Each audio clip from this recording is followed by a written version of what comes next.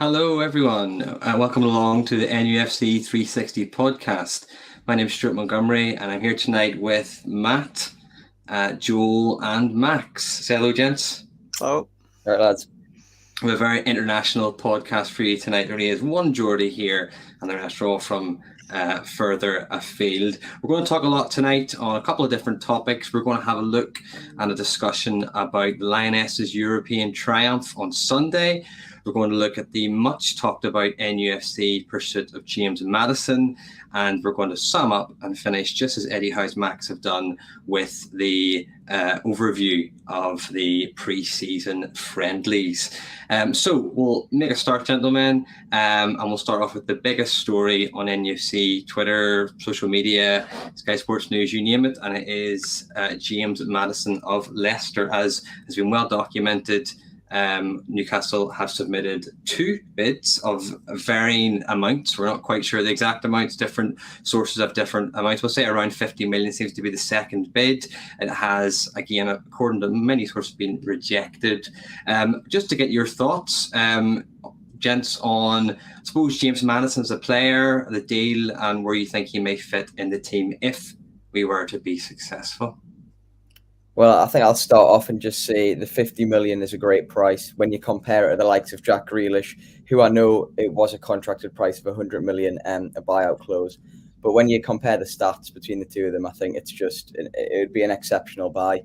In terms of the position he'll play in, I'd like to see he could fit in on the right wing. Obviously, he's played on the flanks for Leicester quite a lot, frequently as an attacking midfielder as well, but that would be dependent on if we change formation to like a 4-2-3-1. But I think it's very exciting times, the fact that this is looking fairly likely. Yeah. Max, you any feelings on this? Yeah, the instant reaction was a bit like we were targeting a right winger, so he didn't seem to fit the description because he's probably seen as a number 10 in his best position. Of course, he's a good player, so he can probably play many positions. But then I thought to myself, against the Benfica in the preseason, Almiron kind of went in. I don't know if you saw the game, but he started out on the right, and he sometimes just worked into the middle of the field and started to play like a number 10 in the game, whilst the midfielders pushed up on either side of him and Trippier worked the flank. So that's maybe a idea Eddie Howe has on using him, because that was my main thought where he fits in the team, because he's not the quick winger type. So yeah, I agree, and funny, that was my thought as well. Initially, I always had him pegged as almost like a centre attacking midfielder. Maybe it's just in my head where he had played, driving runs, not dissimilar to like a number 6. But I actually think you're right, Max. I think he does play on the right and has done for maybe at least a couple of seasons for Leicester, which is exactly where we've been looking. And I had a look at his goals and the chances he creates just during the week when he got, for the first link to it. So it's all happened quite quickly. And he's number 2 in free kicks, and it is in top 10 in both shots and goals. In fact, his actual chance creation ratio is almost like 1 and 2. So he's a proper class player. Matt, if you could pick, I suppose, between him and all of the other attacking midfielders we've been linked with, you're talking Paqueta, not Grealish, probably linked with him, Diaby, people like that. Would he be comparable? Is he up there? Is he a last resort? What's your feelings on that? Yeah, I think he is. For in today's market, an English lad who's in his prime, was in his prime a few years ago. He seems to have the hype about him seems to have dropped off a little bit, but he's still contributing. He's still putting in the work and getting results, because obviously he scored 12 goals and 8 assists, I think he got last season, which is, I got told, about 70% of towards Leicester's goals, which is some great a great contribution. I think he is, especially because he's Premier League proven. You don't have to run that risk of, if somebody else comes in from abroad or different leagues, if he comes in and does a good job, then yeah, absolutely. And are we all agreed on the money then? I mean, you two, or a couple of you have mentioned it. Is 50 million, is 60 million too much? I've spoken to some people and they've initially balked at 60 million, thinking, no, there's no way is he worth that. I'm inclined to think that he is, because of the whole you always pay a wee bit of a premium for English players because they're playing in England, and also because they're Premier League proven. What's your thoughts on the price? Would you pay 50? What are your feelings on that? I think the price is completely fair enough. I think it's a great price, considering you need to take into consideration that you're also weakening, which possibly will be one of our big rivals next season, just like we're done with in the relegation battle, buying Chris Wood from Burnley. I think in today's market, when you can see again, he's Premier League proven, he's progressive as well over the past few seasons. If you look at his stats, so yeah, I think the 50 million is completely reasonable. And I'd absolutely go a 60 million. Max and Matt as well. One of the comments here, Shots YT has said, do you think we will sign Maddison? Is the main question, which is really it. And it's funny, it's what it boils down to. We can make all these plans, and do you think we'll get him? I mean, a yes or no, I suppose, at a push. What do you think? Well, we went in for a second bid today, I think, and that got rejected the last time I saw. So maybe one more bid. We'll get it up to 50 million. Maybe they will accept it, but I'm not sure. I don't think they will, because they're really holding out for it. I don't think they want to sell him at all. Matt, what do you think then? Do you think we'll get him? Yes or no? I hope so. I really do hope so. The owners seem to be acting stubborn, don't they? They're not going to pay them what the value at. So if I had to gamble, I'd probably say yes. But I'm not sure. The question would be, and one of the comments here, and I'm looking now to find the thing now, about going for a striker. It's Crabsy Malone, great name, has essentially said that striker should be their priority, and that what was an argument, obviously, towards the end of last season before. Before Wilson came back and started playing so well. I remember the Arsenal game. But do you think that striker should be the priority? Do you think that money? I mean, I'll give you a good example. Seka, that boy from Salzburg. There were rumours today, and they are rumours, so you take them with a pinch of salt, that they would accept something as low as sort of 35 to 40 million, which is not anywhere near what we might be paying for Maddison. Would we be better going for a striker there, or what do you think the club are going to do there?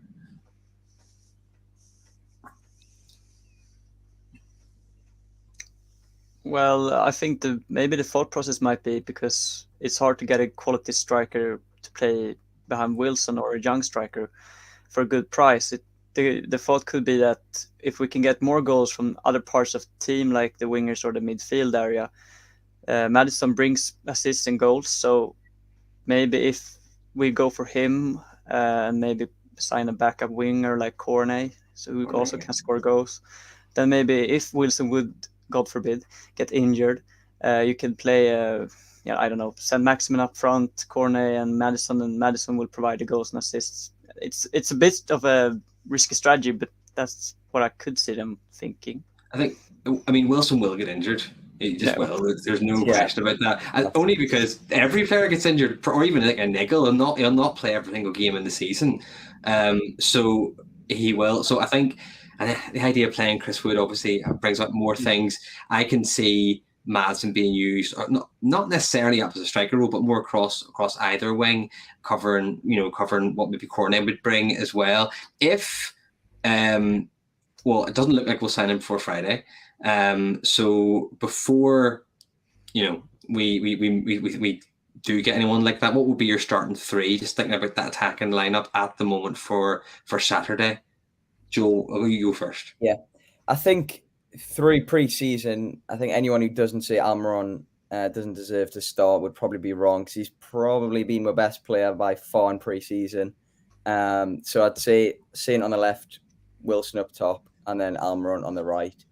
That's how I'd personally set up. Max or Matt, whoever wants to go. Yeah, I'd have to agree with that one. Miggy's, I feel like he's earned a place to start. He's been. I know it's pre-season, so obviously the games aren't as competitive, but still got to be putting the results, hasn't he, in the work. So I feel like he's doing a good job. So he's earned himself to start for me. Yeah. Okay. Max, I agree. What do you think? Yeah, I agree. His link-up play with Trippier against Benfica was really good, so I hope that could continue and grow, maybe. Yeah, it was. I mean, it's been great. It's been a revelation, and I think there was discussions, amongst other fans, and I've seen it on social media about his him not really having a really good run in the team, and if he doesn't get a run now when he is arguably at his peak for Newcastle, he's never going to get it. And I think he does deserve. When there's another comment there from Crabsy Malone, basically saying he's earned that start, and he definitely has. Alex, before we move on there, Alex Hurst asking, where does Maddison play? And I think we are all assuming sort of attacking mid, right? If he was to sign, we're all thinking that. Before we move on to the next, just a second there. Very simple, yes or no. Okay, I'm gonna make it really simple, and it's on the topic of Maddison. Not yes or no. Give me a number. How many more players do Newcastle United sign before the end of the transfer window? So just any number you like. We'll go Matt. You go first, Matt. I'm gonna go 3, possibly 4. So I'll just go 3. 4. Max. 2, I think. 2. I'm massively negative. I think 1, but then I'm a glass half empty kind of guy. Just been trained as a Newcastle fan.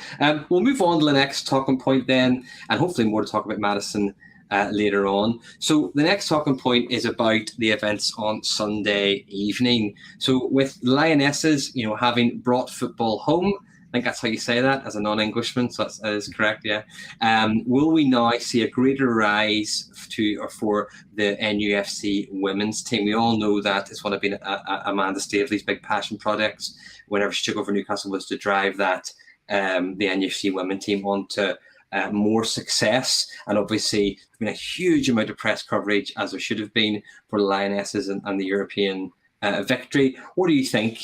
Joe, if I start with you, do you think that this will, when you say better press, you're talking crowd sizes, you're talking shirt sales, you're talking just general coverage and things like that. What do you think, Joe? Do you think this will have a positive impact?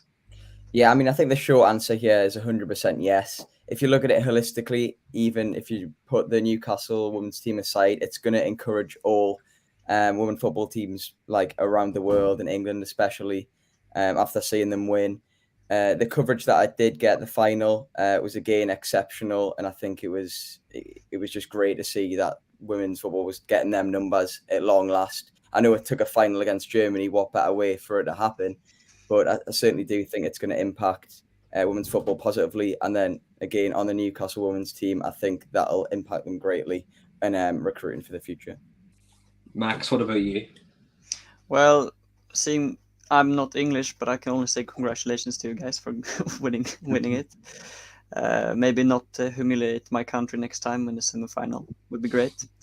But the only input I can give is, I know also saw the Amanda comments and their desire to invest in the team. So that would be great to see. And the only thing I can compare with this the Swedish league, women's league, is quite high quality compared to the men's league. Maybe the Swedish women's league is like top 5 in Europe, maybe even top 3 in quality, whilst the men's are like they're outside the top 10. So and we have had some success with our women's team, and that shows in the league quality, and I hope it will be the same for you guys and also Newcastle foremost. Yeah, that's a really good point, and very interesting about the Swedish Football League. I don't know too much about that league, so it's interesting. Matt, what about you? Yeah, it's fair to say there's been a lack of investment, all around the board. It's not just at our club. You could probably say quite a lot of the professional clubs in the country don't invest enough in the women's teams, and it is great to see. It's great for the country. It's great for all the little girls who want to get involved. Amanda did say as well, didn't she, when they first took over, that she wanted to invest. And it's fair to say that, Mark Ashley has definitely neglected the women's side, because I think they're in the 4th tier, is it? It's North. It is. It is the 4th tier. You're quite right there. Size of Newcastle, it's just beautiful. It's interesting because when you're looking at the Newcastle, the official website, they have the men's team, and then they have the under-21s, and then they have the women's team all under the same banner, all treated essentially the same. And that might have been something that was there before. I'll be honest, I don't actually remember checking that side of things, but that appears to me like a Dan Ashworth thing, where I know he's been very passionate about. I think the phrase he used was, "It's the same shirt but a different size." So when he was in charge of England or involved with England, and I think you'll see that thing sort of feed through when it comes to Newcastle and with the women's game as well. There's some really good points going in the comments tonight. One from Blackman Bauk. Apologies, I'm going to butcher that name. It said, we should push and invest in the women, and they deserve it. City of Newcastle should be proactive and want to give their girls the chance to make their mark. I mean, that's it, isn't it? You saw that little girl, I can't remember her name, but she went a bit viral and she was dancing and cheering in the semi-final. Sorry, Max. And she was basically brought in and given a shirt and things like that. But it does increase that, that exposure that the game has among girls. And as a father, a young girl, that's really exciting. And Northern Ireland themselves, we had our own little mini sort of celebration because our women got into the Euros for the first time. Didn't win it. In fact, they got tanked in most games that they played, but they're all amateurs. Like, they're all, teachers and TAs and, assistants and all sorts of things. So that in itself has definitely created a buzz amongst young girls wanting to play football and get more interested into it. So I think you're all right. It can only be a positive thing. And I think it's coincided really well with where we are, financially and organised wise. If we'd been under Ashley, I think it would have been a flash in the pan. I think they would have brought out maybe, I don't know, a commemorative Sports Direct mug or something for it, and then that would have been forgotten about. Whereas now I think something will happen. I think they'll definitely use that to invest. So we will move on then to the last question. And I'm sure there'll be a good bit of chat on this tonight. And it is about the past, our summer, really, what has sort of been my whole summer, and it is the pre-season. So obviously I know that when the league, when we finished the Premier League campaign, all we wanted to do was watch more football, and we couldn't, which was very selfish from the point of view of those footballers going off on holiday and having a rest. So the question is, now it's all over, how, and I do love that pun, was pre-season. So you come for those cold hard facts and you stay for the puns. How was pre-season? Gentlemen, Max, you go first because we're jumped in between. Sum up pre-season. We'll go over the results in a few minutes. We'll break them down. But what were your overall feelings on pre-season? Are you happy? Are you content? Are you frustrated? What are your feelings? Well, I'm very happy because for the first time in a while, I can see that our players are really fit. Like, they can run a lot. Some of them have really bulked up. And that's only a good thing because we were unfit for maybe more than half of the last season. And that's the main thing that I've taken from it, because you can't really analyze it too much, the games, the results, and the more individual performances and maybe some sort of tactical tweaks you can see. So something that I noticed and have read from other people that was at the stadiums and watched them more closely was the using of a high line, and the pressing was the one thing that I really saw, the pressing in all the games almost. And that's really exciting because I remember how during his time off after Bournemouth, he went to Liverpool and Atletico Madrid and watched them, how they train and play. And Liverpool's mantra or pressing, and you could see that quite plainly how that has really progressed, because we started doing it at the tail end of last season, but now it actually looks like there is a greater cohesion, and I'm really looking forward to see that kind of football. That's entertaining, and we want to see entertainment. It is. I mean, even we didn't get to see the Gateshead game, where we saw the highlights, and it was good to see that many goals going in. It certainly beat the usual pre-season affairs, where I think with York or something got beat last summer. You probably correct me on that, 1-0. But the one that sticks in my head is the first one that was properly televised, the 1860 Munich, and I was blown away about how the players wanted the ball and were pressing. That's such a high line, and as soon as they lost the ball, they were harrying them, they were pushing them back. It was weird. It was just weird seeing a Newcastle team do this, and you have to expect it from Eddie Howe, because as you say, that's his whole MO, and that's what he does. I mean, there's a comment here. Crabsy Malone says it's one of the best pre-seasons in a while, and I completely agree with that. And from what I've read, the players found it really positive, won most of our matches, and the games we lost, some might argue, were unfair. I mean, yeah, I certainly agree with that. Benfica and the odd decision is caught that from Joe Linton, and maybe the minds go with goal which maybe shouldn't have been refereeing decisions. All in all, a really, really positive one. Joel, in terms of performances, what was your favourite or best, maybe it's the wrong word to use, what sticks out in your mind the most out of the games? I can remind you of the scores, by the way. I'll do that now just so in case you forget. So the first one was home to Gateshead, who technically are home as well. We won 5-1, and it was 1860 Munich, and that was on the Austrian camp. And that was a 3-0 win. Then it was away to Mainz, still at the camp. That was a 1-0 loss. Then at the Benfica Stadium there, it was a 2-3 or a 3-2 loss. And then finally, just recently, last weekend there, we had the Atalanta win on the Friday night, which was 1-0. And then Atletico Bilbao on Saturday afternoon, which was 2-1. Mm-hmm. I think for me personally, the one that sticks in my head the most is the most recent one, and that's Bilbao. Basically, because some of the football we played in that game was some of the best I've actually seen we play. And I mean, it was only a pre-season game. We didn't have our strongest 11. I'll highlight, I think I watched, what game was it that Shelby went off injured? Does anyone remind us of that? Benfica, yeah. I think because Shelby personally fits into my midfield trio. And again, he's looking like in the best shape of his life. And he was really playing well until he got injured. So to see not our strongest sort of 11 against Bilbao and beat them with some, it wasn't like we didn't deserve to win. We completely controlled the game. They did get a few chances in the second half, which, Dubravka done well to save some of the shots, and they hit the post, I think, a couple of times. But I mean, other than that, some of the football we played in that game was just exceptional. So that's the one that sticks in my head the most.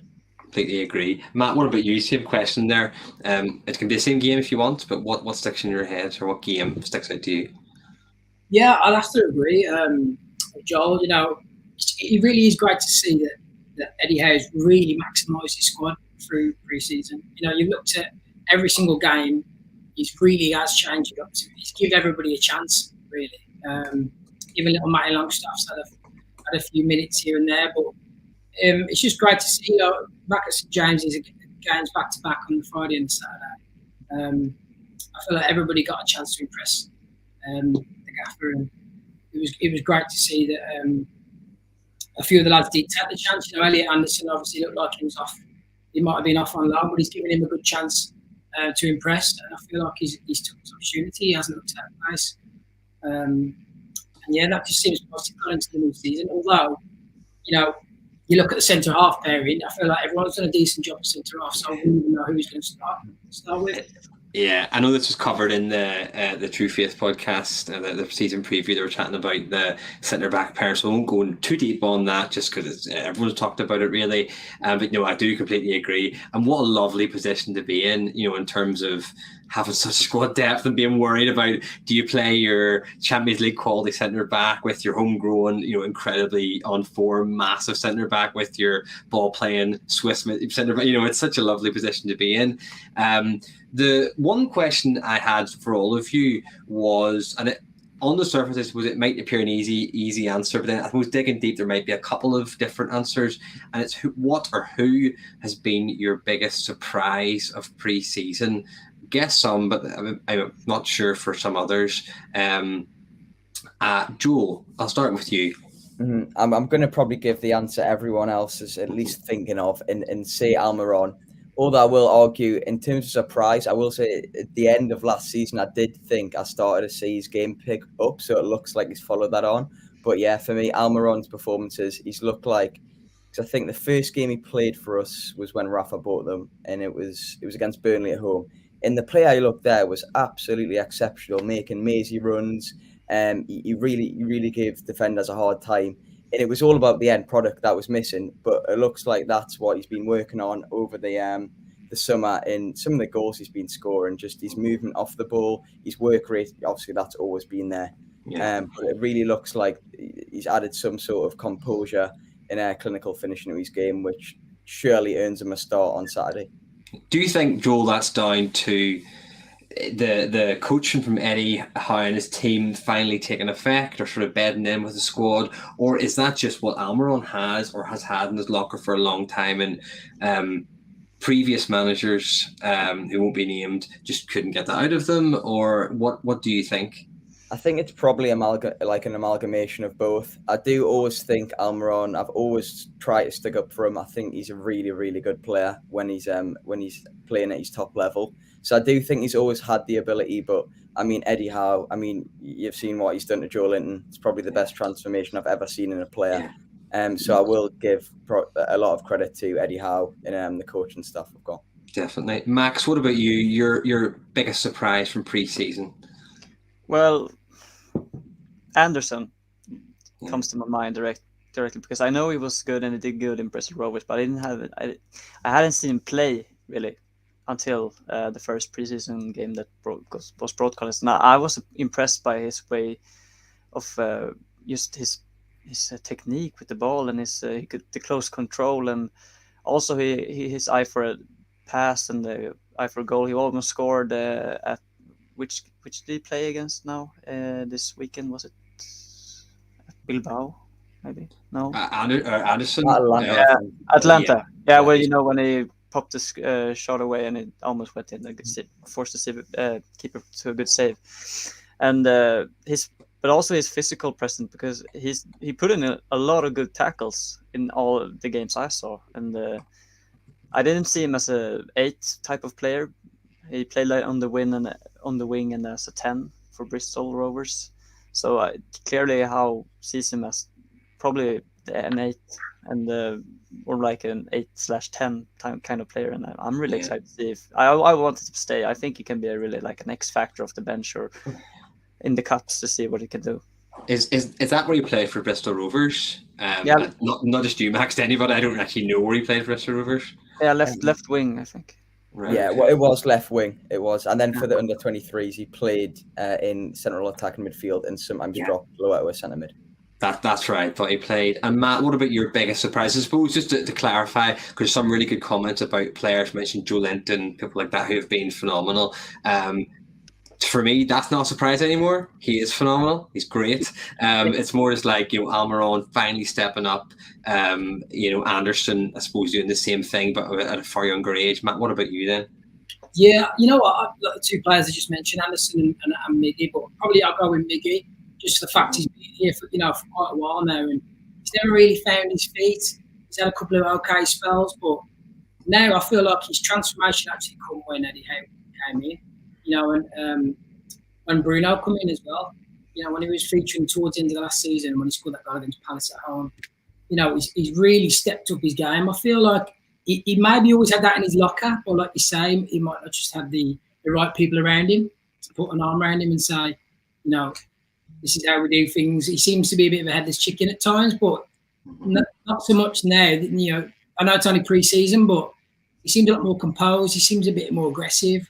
He seems like he knows what he wants, and it's great to see, considering it seemed like he might have been off last season. Yeah, I mean, there's a comment in here which is a very good one from Shots, and it's relevant to you, Max. I think Kraft has had an amazing season. As a fellow Swede, as is his birthday, we should probably mention Emil. I agree. I think he's been great. And again, he's another one of those players, a bit like Joe Linton, where he's just got better and better. He's shown that he is a Swedish international player, and you don't just get into that squad for being, not very good, and what he was showing under previous managers. I suppose the question springs to mind then on Saturday. Does Kraft have a sniff of getting into that team ahead of Trippier? I mean, it sounds daft to even say it, but what do you think there? Max, to start with you, is that a complete no-go? I mean, is Trippier just too good in a dead ball situation? What do you think? Well, he deserves a shout out, but he's not Trippier class. I'm sorry. He does the job, and he does the job really good, and he did it really well last season. But Trippier has an extra level to him. Like Trippier is a Champions League footballer. He's just like that. I'm sorry. No. I'm sorry, Emil. I don't know him. It's all right. I wish you did, but I don't. Have you any more comments about pre-season, Jess? We're going to take a few questions or a few comments at the end before we wrap up. Any comments on just generally maybe where we went? I think Austria was fantastic, and I remember when we first arrived. Not to say we, I wasn't there. Whenever the squad first arrived in Austria, and they had the pictures of the big, massive coaching, and they had the comparison to when they came to not too far away from me, but down in Ireland, there was a wee minibus. Any sort of thoughts on how that has helped in team bonding, the morale and things like that?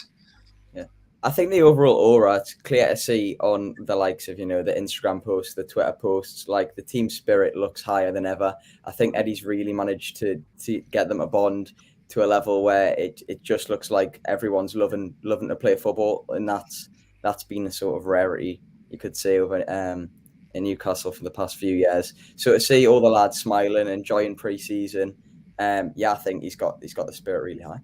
Yeah, I really like the fact when against Benfica, Jolinton got sent off and the two benches started to have a bit of a clash on the sidelines. I liked how all of them unified and really went for it. That for me was a good sign for the season to come.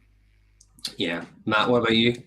Yeah, absolutely. They do look a lot fitter than that. Eddie Howe's absolutely put them through the paces. But it's great to see the content as well. The club have been releasing, seeing them go karting and doing all sorts of activities. The lads have not just worked hard; they seem to have had fun by doing it. And I think they understand now that Eddie Howe always wants the best, and but you can still have fun while you're doing it. And when it comes to the new season, if you're not putting in the full effort, then the first day of the season you're going to be struggling, aren't you? And I feel like the players are well prepared for that now, which makes a difference because we haven't seen that in previous years. Yeah, I mean, it is. I quite agree about the content thing as well that you're saying, because it's been great. Like you only need to look back a year ago when you were paying £5 for a stream that was running a hamster wheel. It just wasn't a Premier League quality, and now it is, and it's just bloody great. Lads, we'll start to wrap up now with a couple of lots of questions. Actually, it's fantastic. Thank you so much, everybody, for all your comments. I'm going to try and take a few before we wrap up tonight. John Gandhi has said, thoughts, lads, about our approach to transfers. So bidding for players, balking at quoted prices. We've sort of touched upon this earlier when we were talking about Maddison.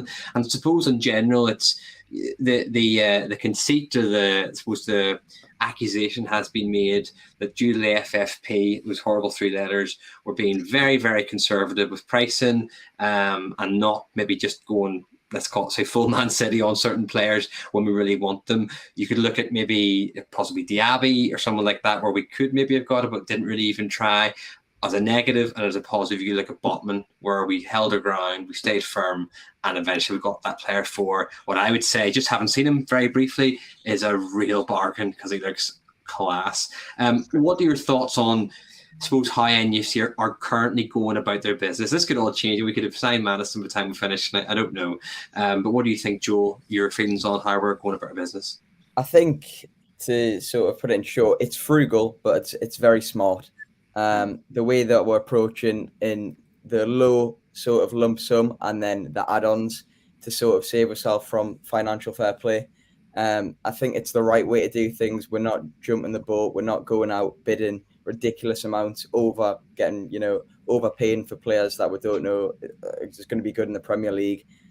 So I think the way we've done it so far, when we're being patient, like Paqueta, I think they've already decreased the asking price by about 15 mil. Yeah, it's just clever, it's patient, it's smart, and I think it's the way forward when you're the richest club in the world. So.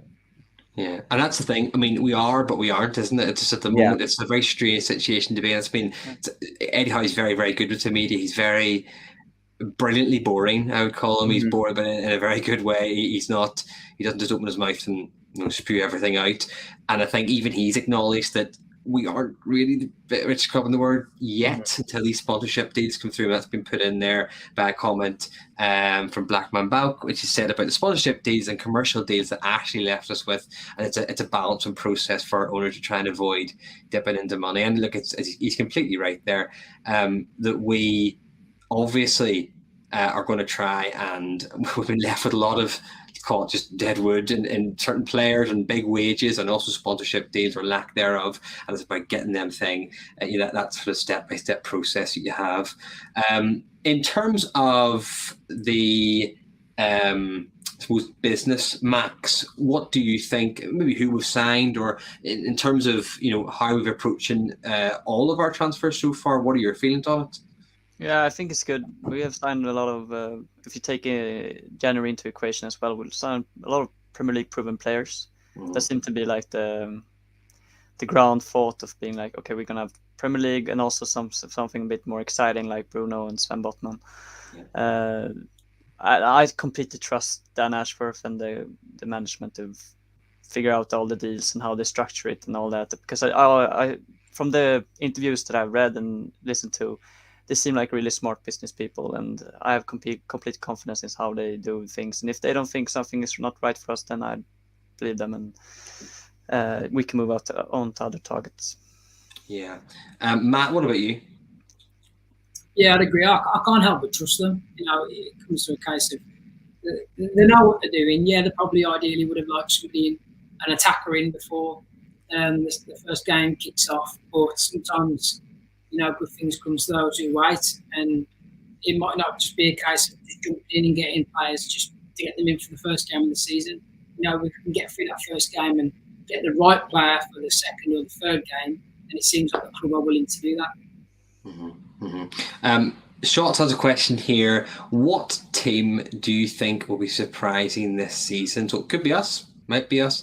The surprising thing and the concern for me slightly is I'm seeing an awful lot of media outlets now doing the opposite, saying, "Oh, well, Newcastle are going to finish 6th, and we're going to finish 5th, and we're going to," and that's very, very. I'm not saying it's not going to happen, but I think that the expectation that it's definitely going to happen is a slight worry. At the moment, have we signed 2 more players of really good quality? Yeah, maybe we could definitely have a good go at that, but it's an incremental process for me. But even taking Newcastle aside, or include them if you want, who do you think is going to be the surprise package this year in the Premier League? There's always one. Who do you think? Matt, I'll start with you because you were last time. So what do you think? That's me. Sorry, Matt. Sorry. You've been useless thinking time. I'm not asking you. This will be the last question, gents. So this is your last go around. Off the top of my head, it's a bit of a tricky one. I mean, you sort of can't really say Spurs are going to be a surprise, but I do feel like they've done some decent business. Yeah. I'd probably go with Spurs, to be honest, just because I feel like they've actually made some smart signings, especially when they've got Conte in charge. I do feel like they're probably maybe going to sneak into the Champions League spots. So, yeah. Probably got Spurs. I'd be honest with you. I'm not a betting man. I'm not very good at it, so I don't do it. But I wouldn't be averse to put money on Spurs to win the league. I'm not saying they will. I'm just saying that the odds I checked the other day were about 50-1. That's really high. I think they're a really good squad. Like Basuma is a phenomenal signing. I think they have a really good manager. I think they could be a real surprise. I'm not saying they win it, but he'd be up there challenging for most of the season. They'll probably just do a Spurs and then not win it. But I think they can be. I completely agree with you, Matt. I think they could definitely be up there. Max, what about you? Who would your surprise team be? I would say Crystal Palace. I like how they look. Yeah. They looked solid last season, and they were building towards something.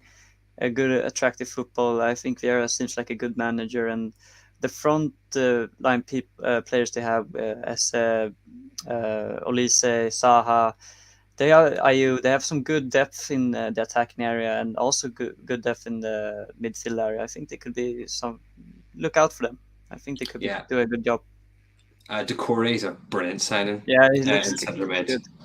That's a fantastic. And Joel, what about you then? I'm going to agree with Matt and say Spurs on the scale of I think they're going to shock a fair few people. They're in great management. The signings they've made, absolutely fantastic. They look like they have a really strong squad. And I'll do a little twist and say that the team that I think will underperform will be Everton. I think they really, really struggle. I don't think they have much chemistry at all when they're playing.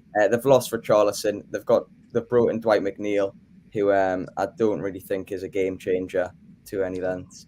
After I seen last season, I just don't think they'll be anywhere near the top 10, and I think they'll probably be very low in the bottom half.